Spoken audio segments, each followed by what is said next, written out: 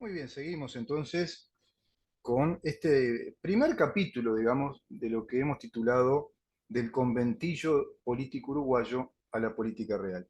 Y vamos a ingresar primero al concepto de conventillo, ¿no? Es lo que corresponde, es de orden. ¿Qué quiere decir conventillo? ¿Y por qué el conventillo se hizo grande en la política uruguaya? Bueno, el concepto de conventillo deriva del convento religioso, conventus, significaba congregación, reunión, es decir, un ambiente cerrado de reunión, pero también significaba que por abandono los conventos terminaban siendo el albergue de los pobres. Esos conventos abandonados luego pasaban a ser lugares de inquilinatos provisorios, de ocupantes precarios, de intrusos que se iban metiendo allí sin ningún plan de vida cierto, sin ningún plan urbano, es decir, la desprolijidad total, digamos que al compás o al ritmo de la necesidad urgente. Los que vivían en los conventillos, el albergue de los pobres, el albergue de los pobres, los que ocupaban colectivamente a manera de vivienda social. El concepto conventillo ocupa, por lo tanto, un lugar en el imaginario de nuestra sociedad como la representación mental de un tipo, de personas y de un tipo de vivienda colectiva que existió y que sigue existiendo en el país. Identificada, como te decía, con esos grupos sociales más pobres, con la estrechez del espacio propio, con el hacinamiento de personas, todo lo contrario de una vida en familia, de una vida en el hogar que te permite el cobijo de tu intimidad, el cobijo de tu vida individual, intrafamiliar, como ya lo concebían los antiguos romanos de aquella sabia primera república que duró prácticamente 2 siglos y que luego se convirtió en imperio. Por otra parte, el concepto representa también un modo de vida, porque al pronunciar la palabra conventillo, la asociamos mentalmente a las habladurías de terceros. De ahí que hablemos del proceder conventillero o del chusmerío del conventillo. Conventillo tiene una fuerte connotación de mentalidad estrecha, limitada, de pobreza cultural, de pobreza intelectual, de pobreza económica, por supuesto, y de hacinamiento.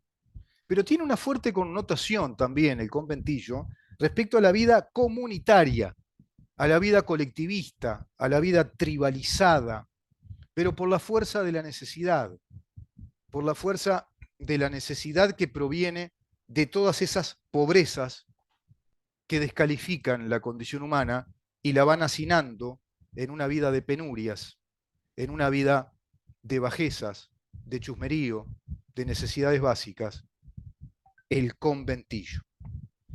El conventillo tiene mucho de pobreza socialista y nada de desarrollo económico del capitalismo de las sociedades desarrolladas con ciudadanías republicanas. Por eso hablamos del conventillo. Dicho esto, entonces, aclarado esto, que es lo que corresponde, ya para entender cuando hablamos de conventillo de qué hablamos, y cuando hablamos de política real de Estado, de qué hablamos.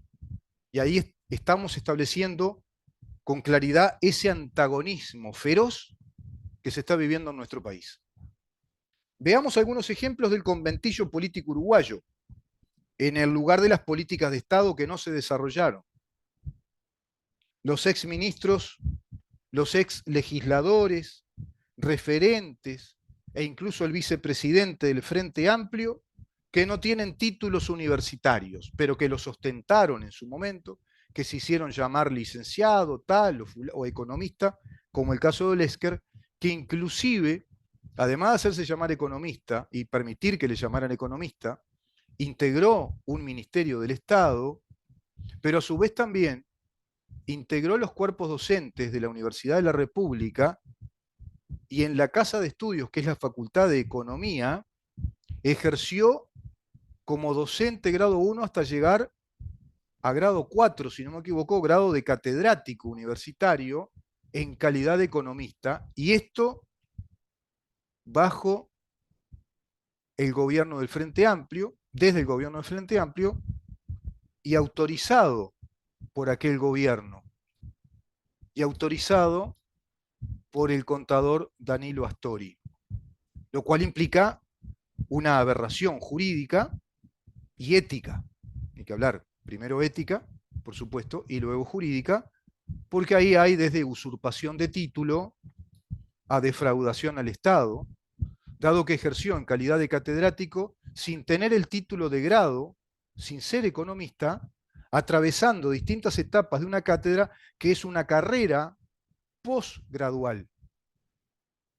Exige los estatutos de las universidades del mundo y la nuestra, que para ejercer la docencia universitaria a partir del grado 1, del grado de profesor adjunto o titular después, bueno, primero el título de grado en la carrera, para ejercer la docencia universitaria en el derecho, en la facultad de derecho, primero abogado o escribano, primero, para después hacer una carrera de posgrado.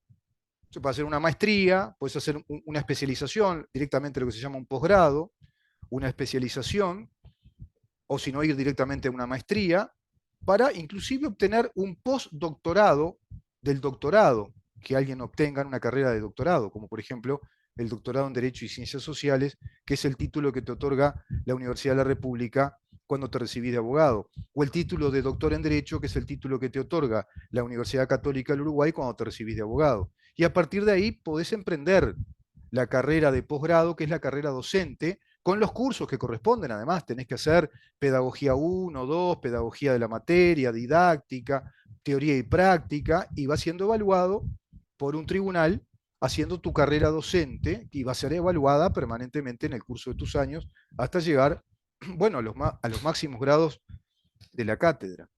Bueno, eso es lo que hizo Lesker, eso es lo que no hizo Olesker, eso es lo que no hizo.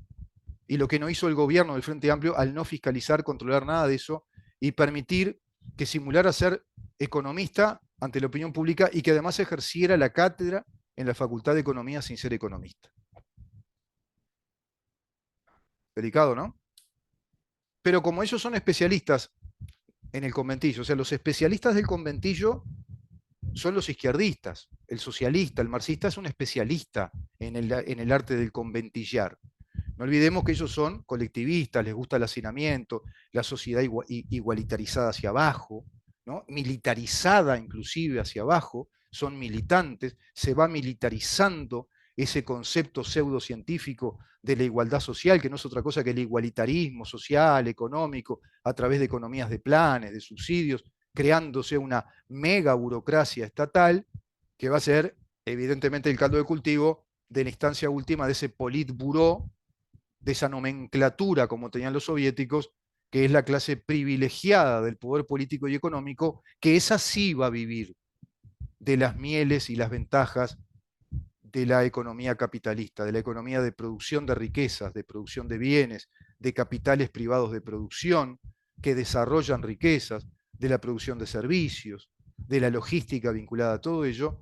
Eso sí, porque esos regímenes necesitan sustentabilidad y necesitan la sustentabilidad inclusive de su aparato militar, que es el aparato de fuerza, porque la historia nos indica que el poder político es precisamente el ejercicio del más fuerte por encima del más débil. El ejercicio del poder político está impenetrado en la historia de la humanidad desde que la humanidad descubrió poder cultivar la tierra y entender que podía ser propietario de esa capacidad de enriquecer la productividad, de enriquecer sus bienes, de mejorar personal y familiarmente. La historia de la humanidad deviene en la historia del poder. Podemos decir que la historia de la humanidad en definitiva es la historia del poder, pero hay muchos tipos de poder. Y por general la historia nos indica que los poderes fueron tribales, étnicos, fueron irracionales, fueron poderes de la fuerza, imperiales, poderes clánicos, poderes religiosos, poderes étnicos, etnocéntricos, endogámicos, siempre clánicos, tribales. Ahora hubo un poder que se desarrolló sobre las bases de la racionalidad que ya los griegos habían planteado cuando aquellas obras de pensamiento de Platón, que era la democracia y la república, como una ecuación perfecta para construir una sociedad civilizada.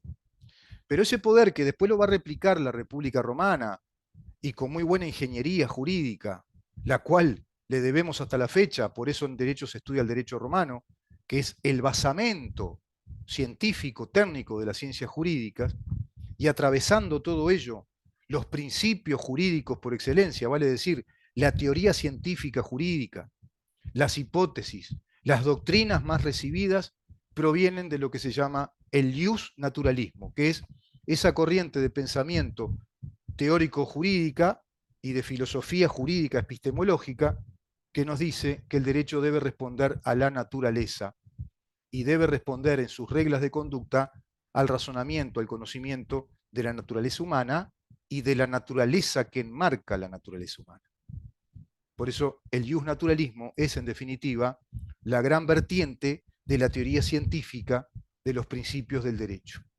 Eso es lo que están tirando abajo con las nuevas corrientes, con las nuevas ideologías de pensamiento jurídico, desde los popes de Owen, desde los popes de Indiana, desde los popes anglosajones como John Rawls, creándose el neoconstitucionalismo, que es una vertiente neomarxista de interpretación de la estructura jurídica de la ingeniería jurídica para crear estados populares marxistas. Y eso es lo que han metido en nuestro país, por ejemplo, con el sistema de justicia que tenemos, tirando abajo la independencia técnica, la independencia de garantías del Poder Judicial. Seguimos con el conventillo. El ex ministro de Ambiente, ¿es ministro? No, no sé si es ex ministro, creo que todavía sigue siendo ministro. Adrián Peña, que no es licenciado tampoco. Creo que es empresario de pollo, tiene una avícola. Es ministro de Ambiente. Ministro de Ambiente de este actual gobierno, tampoco tenía el título de licenciado, se le hizo ver la Universidad Católica, ayer leí la información. Incluso él dijo que sí, que en su momento no se había recibido, pero que después rindió la tesis que le faltaba y la aprobó, y ayer la Universidad Católica le dice que todo eso es mentira, que inclusive no puede rendir la tesis porque le falta hacer un curso además. Así que mintió otra vez mintió. Parece que a todos les importa tener título universitario. ¿Será algún síndrome de complejidad, de personalidad? Algo pasa por ahí, ¿no? Todos haciendo la gran Sendic. El caso Astesiano y la fuga de los datos de la investigación fiscal sobre el ex-custodio personal del presidente Luis Lacalle Pou. Bueno, un tema enorme que en su momento lo vamos a tratar, forma parte del conventillo. Pero este me interesa muchísimo porque este es como para una especie de película de Mel Brooks. Sería el episodio ideal para un momento, un gags de una de esas películas de Mel Brooks, La loca historia del mundo, una cosa así.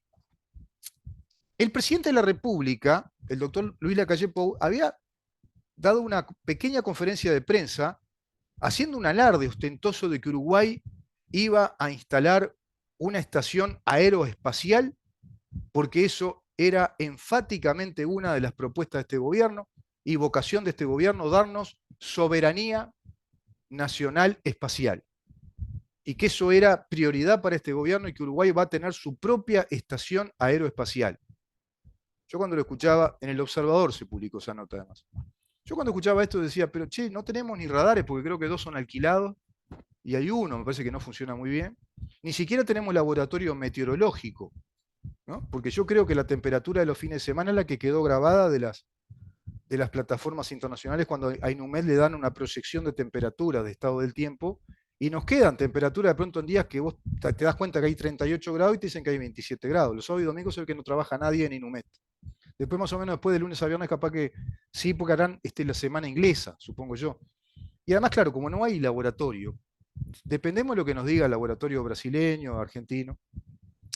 Pero bueno, el presidente afirmó que va a ser prioridad para este gobierno la soberanía aeroespacial del Uruguay con una estación, una especie de, no sé, geoestación, aeroestación, un laboratorio espacial como tienen los países desarrollados y tienen los países también emergentes.